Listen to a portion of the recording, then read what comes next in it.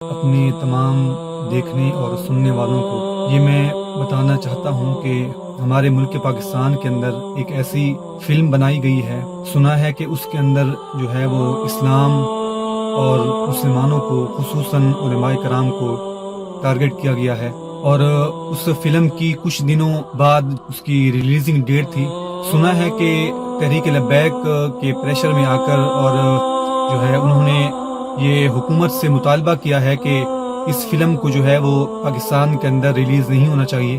کیونکہ یہ مسلمانوں کے اور خصوصاً علماء کرام کے بالکل خلاف بنی ہوئی ہے۔ حکومت نے اس کے اوپر عارضی طور پر پابندی لگائی ہے اور فلم کو جو ہے وہ 3 جنوری تک اس کو ریلیز نہیں کیا گیا، اور حکومت نے کہا ہے کہ یہ 3 فروری تک جو ہے وہ ریلیز نہیں ہوگی۔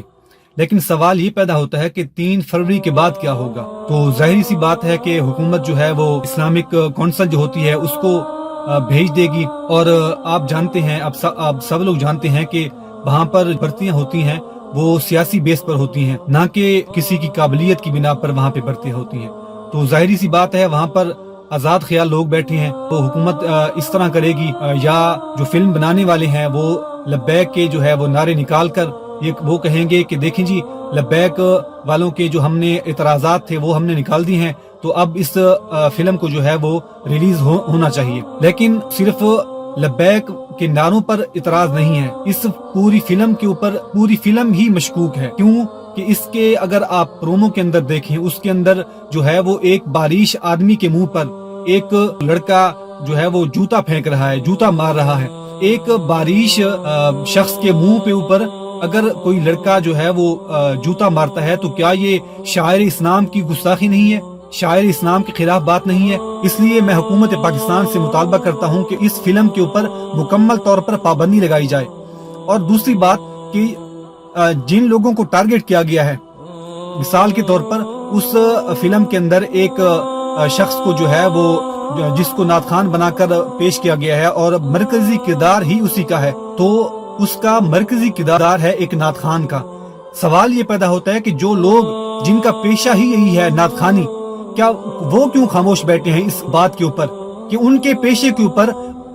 فلم بنانے والوں نے جو ہے وہ اٹیک کیا ہے، لیکن وہ خاموش بیٹھے ہیں؟ یہاں پر اگر دیکھا جائے تو بریلوی مسلک کی میرے خیال کے مطابق 5 سے 6 جماعتیں ہیں، سیاسی جماعتیں۔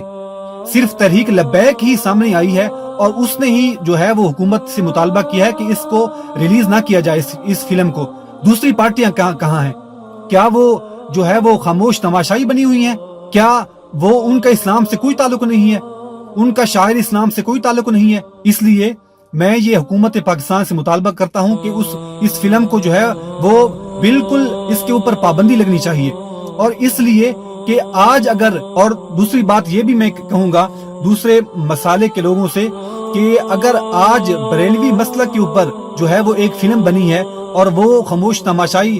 بن کے جو ہے وہ دیکھ رہے ہیں، کل کو آپ کے اوپر بھی اس طرح کی فلم بن سکتی ہے۔ تو اگر کل کو کسی اور فرقہ کے اوپر یا کل کو کسی اور مسلک کے اوپر اس مسلک کے خلاف فلم بنتی ہے تو ظاہری سی بات ہے پھر بریلوی لوگ بھی جو ہے وہ خاموش تماشائی بن کر اس کو دیکھتے رہیں گے۔ تو اس لیے خدارا میں آپ سب سے، میں اپنے دیکھنے والے تمام لوگوں سے یہ اپیل کرتا ہوں کہ خدارا اس فلم کے، کیونکہ یہ شاعر اسلام کے بھی خلاف ہے اور یہ مسلمانوں کے خلاف فلم بنائی گئی ہے، اس لیے میں تمام لوگوں سے یہ گزارش کرتا ہوں کہ آپ تمام لوگ جو ہے وہ اس کے خلاف کمپین چلائیں اور مکمل طور پر بھرپور طور پر اس کے خلاف کمپین چلائیں، اور حکومت وقت سے یہ مطالبہ کریں کہ اس کو 3 فروری تو کیا اس کے اوپر مکمل طور پر پابندی لگنی چاہیے۔ اس لیے کیوں کہ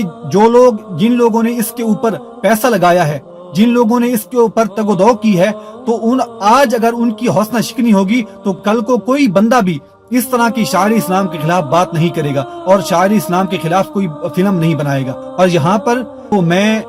نور الحق قادری صاحب سے بھی یہ گزارش کرتا ہوں کہ کم از